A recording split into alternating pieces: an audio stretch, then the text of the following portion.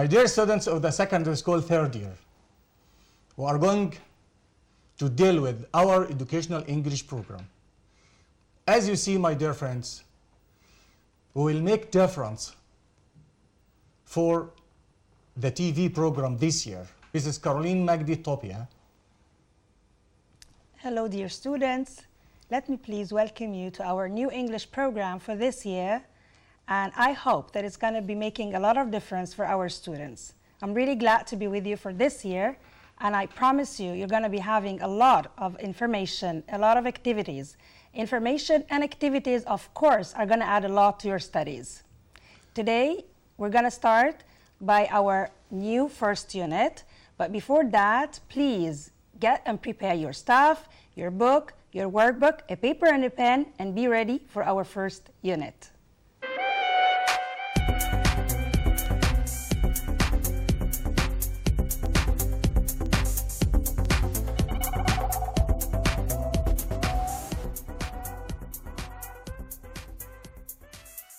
Unit 1, reach for the stars.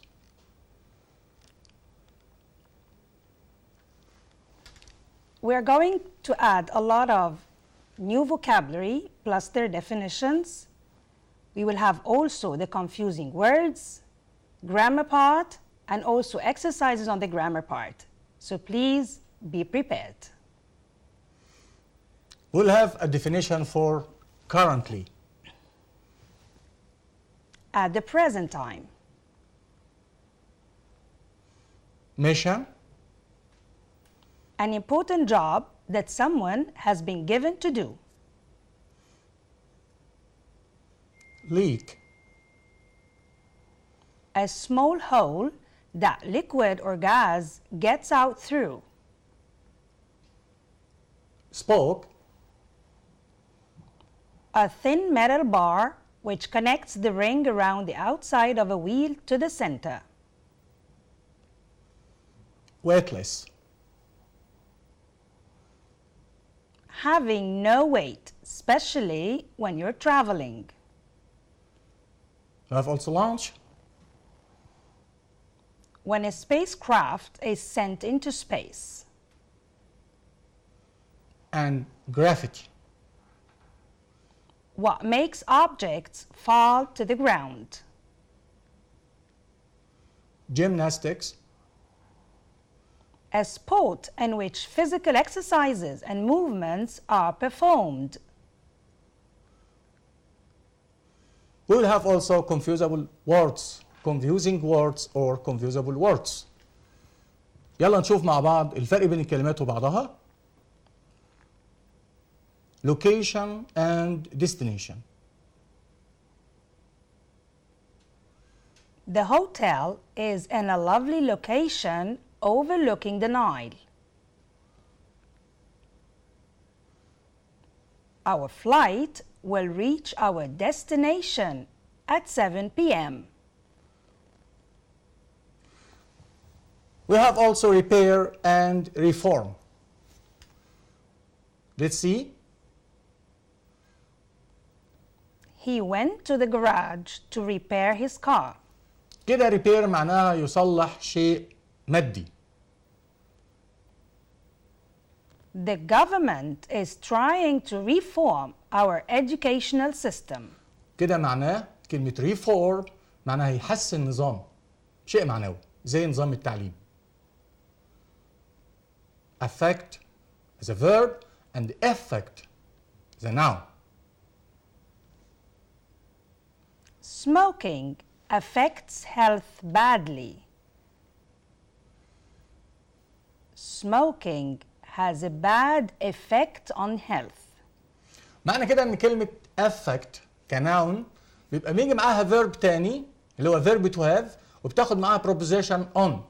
Smoking has a bad effect on health. Anniversary and memory.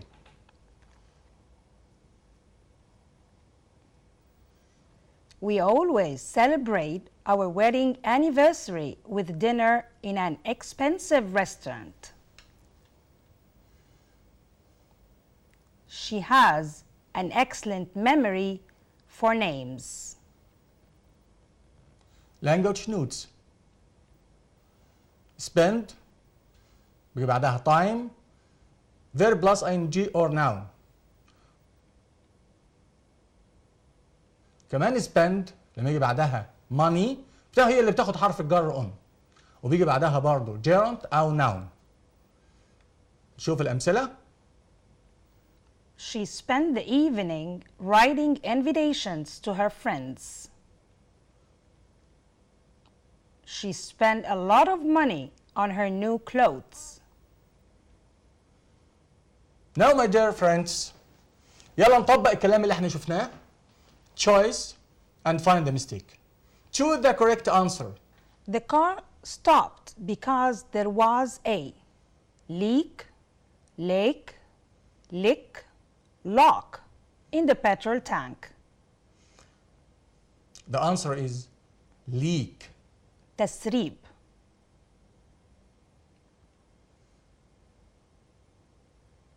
Our air conditioning has broken down, but someone is coming to destroy, spoil, repair it tomorrow. The answer is repair باعتبار ان الاير كونديشننج ده شيء فالميكانيكي اللي جاي عشان يصلحه او الفني اللي جاي عشان يصلحه repair it مش destroy it ولا spoil it.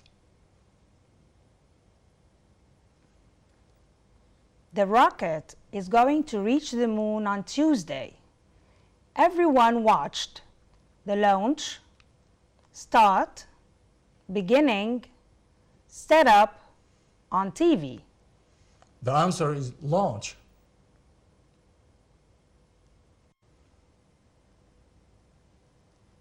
Doing, making, having, taking gymnastics is a very good way of keeping fit. احنا عندنا في المنهج في دو بتبقى في دو ريبيرز وفي دو ويتلس سبورتس وفي دو جيمناستكس. طبعا العاب الجمباز بتاخد دو وبالتالي الاجابه the answer is doing. The distance, area, space, way between Cairo and Mansoura is 160 kilometers. احنا بنعمل في عندنا عدد من الكيلومترات يبقى احنا عندنا بناخد الاجابه بتاعتنا هي the distance المسافه لان ما ينفعش اقول the way الطريق between كايرو and منصوره. لو ممكن اقول الطريق ده crowded مزدحم الطريق ده short long لكن بدل بتكلم عن عدد كيلومترات يبقى الاجابه بتاعتي هي نشوفها مع بعض كده the distance. When you are waiting, wait, weightless, weighty in space, it must be very difficult to stand still. When you are معناته ان عايز adjective. الادجكتيف اللي موجود عندي هي weightless. When you are weightless in space, must be very difficult to stand still.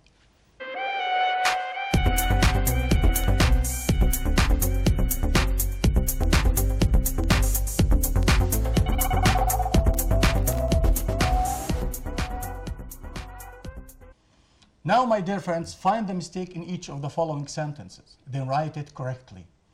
احنا عارفين ان احنا بنطلع الغلطة وبعدين بنكتب قصادها الصح بتاعنا، لان الغلطة نفسها لما بتطلعها بتاخد نص الدرجة، التصحيح بنص تاني.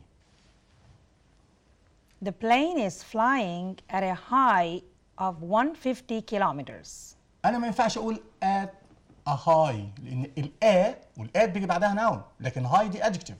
فلازم احول من هاي الى شوف مع بعض height. The plane is flying at a height of 150 kilometers. The electrician will make repairs on my TV. احنا قلنا في الشرح بتاعنا ان كلمة repairs ما ينفعش تاخد معاها make. repairs بتاخد معاها الفعل do repairs. شوف مع بعض. The electrician will do repairs on my TV. You can take this medicine it has no side effects.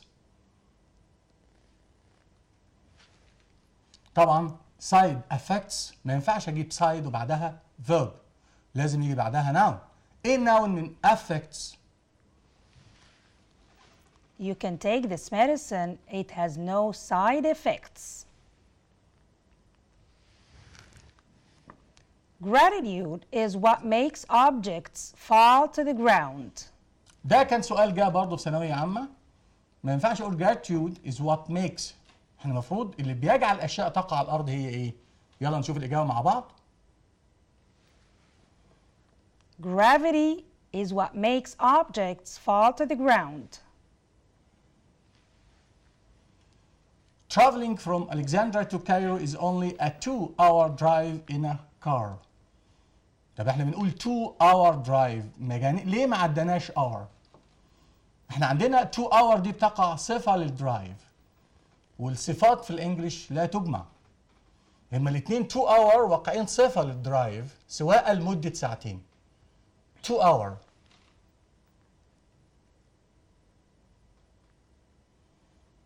Space tourists can make weightless sports in space. Space tourists can make weightless sports in space. طبعا ما ينفعش اقول sports بتاخد معاها make. احنا حتى خدناها في سنة تانية ثانوي، الافعال اللي بتيجي مع make.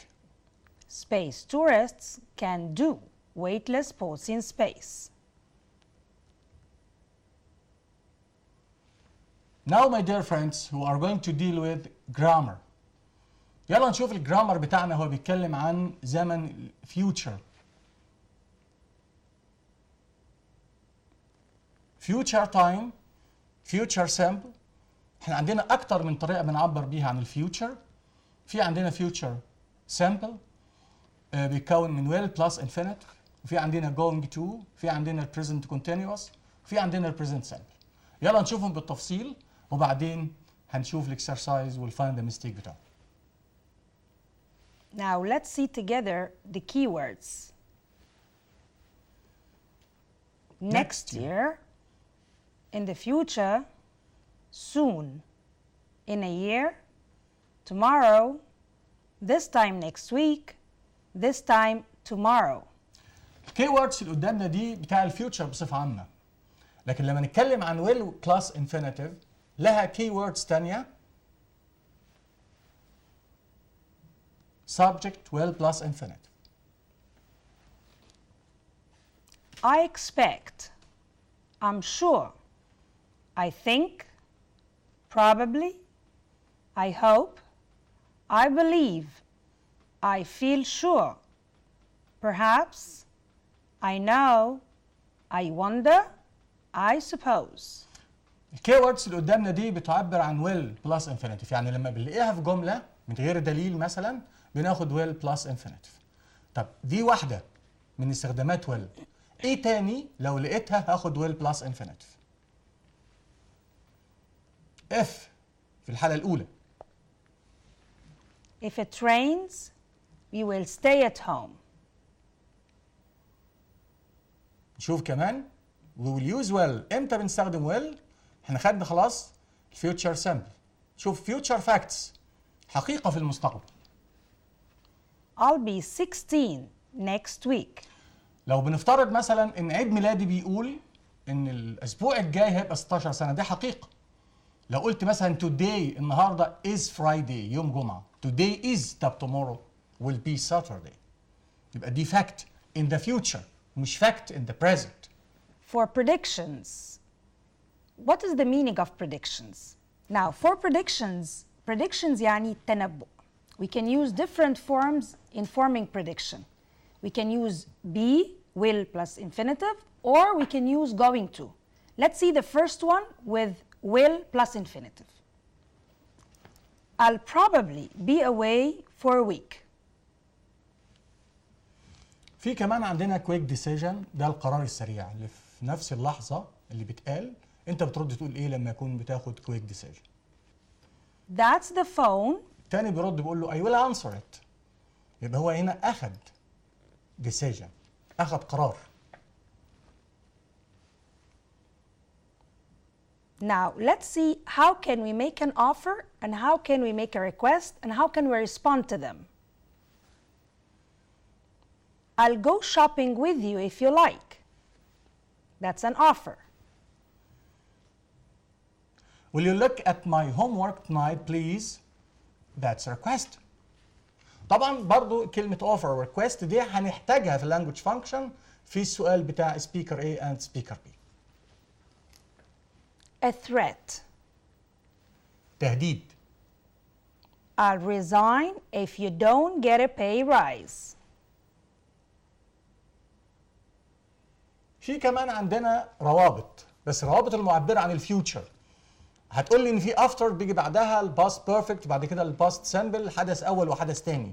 لا، ده الكلام ده لو كان بيعبر عن الباست، لكن لما يعبر عن الفيوتشر يبقى الحدث الاول اللي بيجي بعد الروابط اما present sample او present perfect. الحدث الثاني بيكون well plus infinitive. ما زلنا في well plus infinitive. When, as soon as, after, till, until بيجي بعدها present simple او present perfect، وده في امتحان السنه اللي فاتت، جت في امتحان السنه اللي فاتت. وبعدين الحدث الثاني بيبقى well plus infinitive. I'll leave the office after I finish or have finished my work. For the negative form, I won't leave the office until I finish or I have finished my work. هنا لازم ناخد بالنا إنه if I'm going to use the word until, there has to be a verb following. الverb اللي بيجي بعده لازم يبقى present simple أو present perfect. والverb اللي قبل until it has to be will or won't of the negative form طبعا plus the infinitive. تاني حاجة في الاستخدام بتاع الفيوتشر going to. متنسوش عندنا في الورك بوك جايب لي سؤال حلو قوي في الفايند ميستيك we going to من غير are. لازم في عندنا تكوين معين am is are present simple verb to be في present simple going to plus infinitive. I'm going to watch the TV news before I go to bed. دي بقول عليها ايه؟ intention، نية. أنا ناوي أتفرج على الماتش، ممكن أغير رأيي يعني. He isn't going to visit his uncle until Saturday.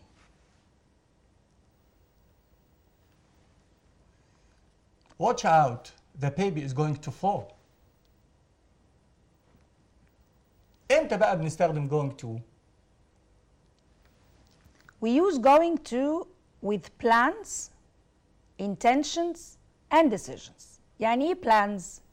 Plans خطة. I have to put a plan in the future. ناوي أعمل حاجة in the future وحطيت لها plan. هسافر الأسبوع الجاي. I'm going to travel next week. Intentions نوايا. There is an intention for something. And finally decisions. Decisions قرارات. أخدت قرار. I'm going to do it.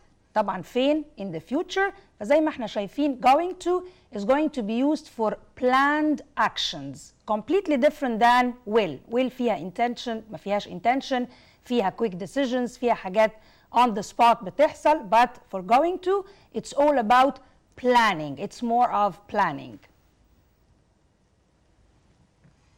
We are saving up. احنا بنوفر فلوس. ليه نيتنا ايه عشان بنوفر فلوس؟ We are going to buy a car. يبقى النية بتاعتنا لتوفير الفلوس ان احنا هنشتري عربية جديدة. I'm going to make some coffee. Do you want some?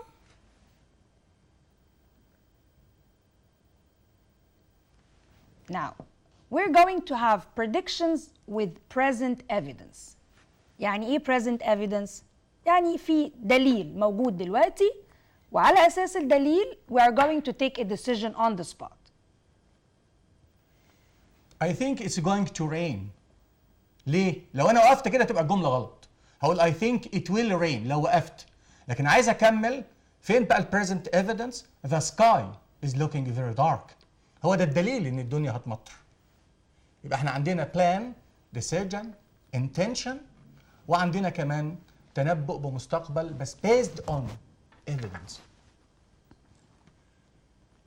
Now, we are going to move to the present continuous. Again, زي ما قلنا at the very beginning.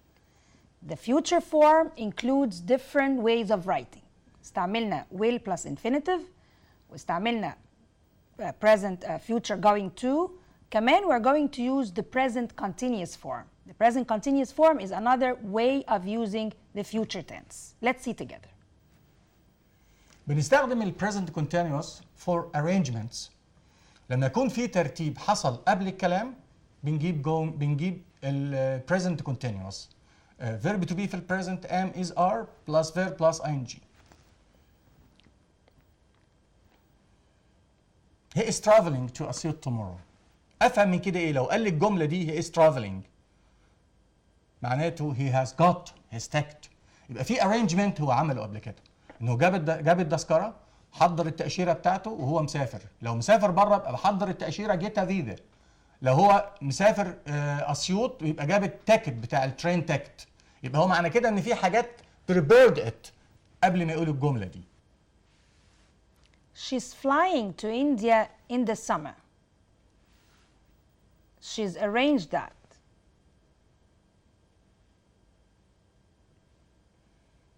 في كمان عندنا البريزنت سامبل، المضارع البسيط. احنا عارفين كلنا المضارع البسيط ده اللي هو التصريف الاول للفعل. في كلمات مشهوره قوي في البريزنت سامبل لما تيجي في الفيوتشر. عندنا كلمه arrive وكلمه leave، كلمه close وكلمه open، كلمه start وكلمه finish. نشوف مع بعض البريزنت سامبل هو بيعبر عن الفيوتشر لما يكون في عندنا تايم تيبل. To express events on a timetable. The course starts in October.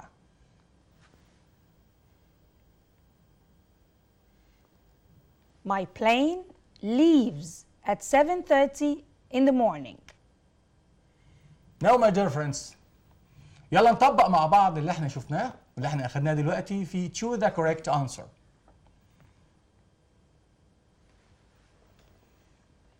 He will fly, is going to fly, is flying, will be flying to London tomorrow. He's got his ticket. اللي قدامنا ده كل ده future. كل ده تعبير عن express the future time. بس تعال شوف اخر جمله كده، الكي وورد عندي he has got his ticket. يبقى معنى كده انه ده ايه؟ arrangement، ترتيب. طب احنا قلنا لما يكون في ترتيب بناخد معانا ايه؟ يلا نشوف مع بعض. is flying present continuous. We won't start the meeting until you arrives, had arrived, arrive, will arrive. احنا قلنا في كلمات الكي وورد بتاع الروابط. من ضمن الكي ووردز اللي عندنا until بيكون قبلها will plus infinitive بس جايه منفيه طبعا. اللي بعدها بيكون present simple او present perfect. انا ما عنديش present perfect في التشويس اللي قدامي، بس عندي اتنين present simple. عندي arrives وعندي arrive. بس بص اليو كده ما بتاخدش اس على الفعل. يبقى الاختيار الصح بتاعي ايه؟ تمام زي ما انت بتقول كده arrive. I think it will rain, it is going to rain, is raining, or rains tomorrow. ما زلنا برضو في الفيوتشر، بس زي ما انتم شايفين مش مديني هنا دليل. هو قال لي بس I think وما ادانيش دليل في الاخر. عشان كده الاجابه بتاعتي بتبقى ايه؟ will plus infinitive. It will rain tomorrow. The phone is raining. يبقى في حد ياخد قرار سريع دلوقتي. I answer, I'm going to answer, am answering, or will answer it. الإجابة الصح I will answer it. ليه؟ ده quick decision. I've decided that I will tidy, am tidying, I'm going to tidy my room this morning. هنبص برضو للكي ووردز بتاعت الجملة بتاعتنا نلاقي بيقول I have decided، واحنا قلنا لما يكون في decision في intention في plan فأنا بقول لي I have decided. يبقى ده من ضمن الكي ووردز بتاع مين؟ بتاع going to. يلا نشوف مع بعض كده. I'm going to tidy my room this morning. ليه؟ عشان قال لي I have decided. Find the mistake in each of the following sentences and then correct it. برضه بنطلع الغلطة وبنكتب قدامها الصح بتاعنا، وبحاول اقرا الجملة كويس قوي عشان ممكن ما تبقاش الغلطة هي grammatical items وممكن تبقى vocab تبقى preposition. يلا نشوف مع بعض. I will leave until he comes. طب انا until هنا الفيرب اللي بيكون قبلها بيبقى في النيجاتيف فورم. هو بيقول لي I will leave، يبقى عايزين تبقى نيجاتيف فورم. طب النيجاتيف بتاعها هيبقى ايه؟ I won't leave until he comes. The film is starting at 7:30. احنا قلنا ده تايم تيبل، والتايم تيبل ده ما يتحسبش كده، ما يتاخدش present continuous. نشوفه كده بيتاخد ازاي؟ The film starts at 7:30. As soon as he will finish the project, he will go abroad. الكي وورد اللي قدامنا هنا as soon as. ليه؟ دي روابط، واحنا اتفقنا ان الروابط بيكون بعدها على طول present simple او present perfect. الجمله الثانيه will plus infinitive. اللي قدامنا هنا الجمله الثانيه صح، لكن الجمله الاولى غلط. هو بيقول لي he will finish، يعني بتبقى الجمله يا اما present simple اما present perfect. present simple هتبقى he finishes، present perfect هتبقى he has finished. نشوف مع بعض الإجابة الصح. As soon as he finishes the project, he will go abroad. I need to get fit, so I've made a decision I do more exercises. طب لما نقول I made a decision، احنا قلنا لما يكون في decision في intention في plan ما بناخدش do بس، ما بناخدش present simple، بناخد present continuous. لا present ناخد going to. ليه؟ لأن في decision أخدها. يلا نشوف going to إزاي هنستخدمها مع I do more exercise. I need to get fit, so I've made a decision. I'm going to do more exercise. communication عشان السؤال بتاع language function، السؤال بتاع situation اللي بيجي في الأول. asking for permission. ازاي انا بطلب اذن؟ اطلبه ازاي؟ Can I ask you, do you mind if plus the sentence? May I? And then verb in the infinitive form.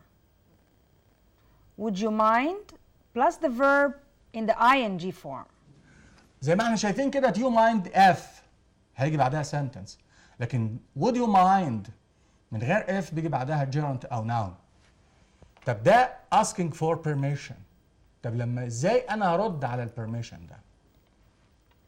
giving permission. Certainly and sure. Yes, of course. Yes, that's fine.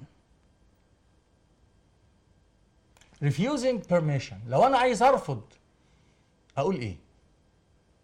I'd rather you didn't. احنا خدنا قبل كده لما قلنا I'd rather بيجي بعدها infinitive without to. لكن التكه اللي هنا قدامي لما يكون بعد I'd rather يجي بعدها noun، في الحالات دي الفيرب يبقى في الباست simple. ودي كان جت قبل كده في امتحان الوزاره السنه اللي قبل اللي فاتت. I'd rather بس يجي بعدها infinitive without to. ده غير I'd like او I'd prefer.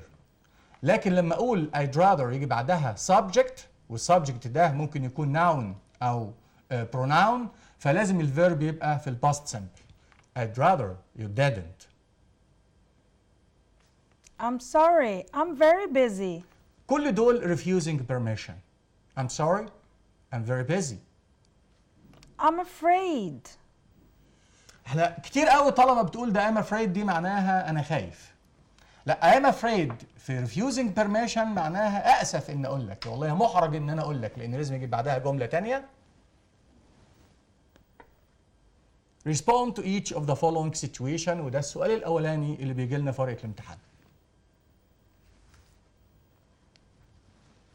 Someone says that space exploration is too expensive. You agree and say why. ما تنساش إن هنا في شقين في السؤال. You agree؟ مش بس، لا and say why. لازم تقولي السبب. هقول I completely agree. we should use the money to feed people. يعني انت بتستخدم الفلوس بس عشان تعمل space exploration. لا، انا بحتاج الفلوس علشان ايه؟ عشان اطعم الناس.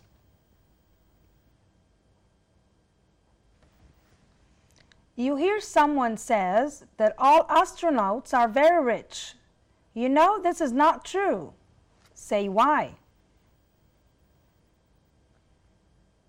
هيقول that's not true. I researched astronauts' salaries on the internet.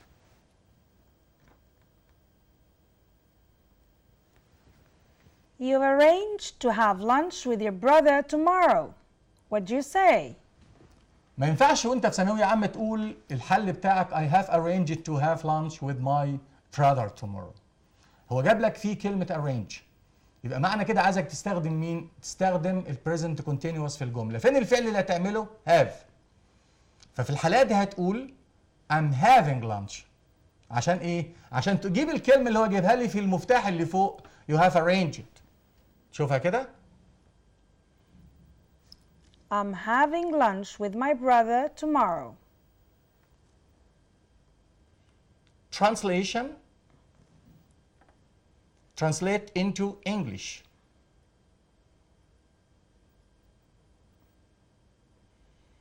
تم تدريب رواد الفضاء جيدا على عمليات المشي أو السير في الفضاء. Astronauts are trained well to walk on space. Translate into Arabic. Currently, the cost of a holiday in space is very high, but the more people want something, the cheaper it will become. So, if you are interested, start saving now. حاليا تكلفة أو قضاء أجازة بالفضاء الخارجي عالية جدا، لكن كلما زاد أو كثر عدد الناس الذين يريدونها كلما أصبحت أرخص. فإذا كنت مهتم بالأمر ابدأ الادخار من الآن.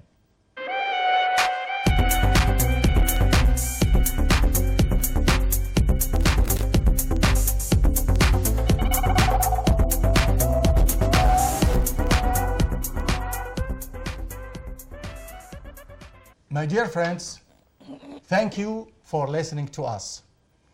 We are happy that you are with us this year. My dear students, it was a great pleasure to be with you at our first episode for our English program this year. Hoping that you have enjoyed it, benefited, and waiting for you the next time together to have more and more of information, exercises, and more fun even to learn English. Thank you, dears. Thank you, my dear friends. Thank you. Goodbye.